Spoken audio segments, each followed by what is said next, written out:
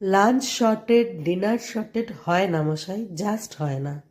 সকাল সকাল ওঠো রে, বাজার যাও রে, বেছে বেছে মাংস মাছ কেনো রে, তারপর বাড়ি এসে পরিষ্কার করে ধোও রে, পেঁয়াজ কাটো রে, রসুন বাছো রে, আদা বাটো রে, তারপর আবার গ্যাস অন করে কড়াই চাপাও রে, তেল দাও রে, মাংস কষাও রে, বেরেস্তা বাটো রে, এদিকে চাল ভাজো রে, তারপর পোলাও রাঁধো রে।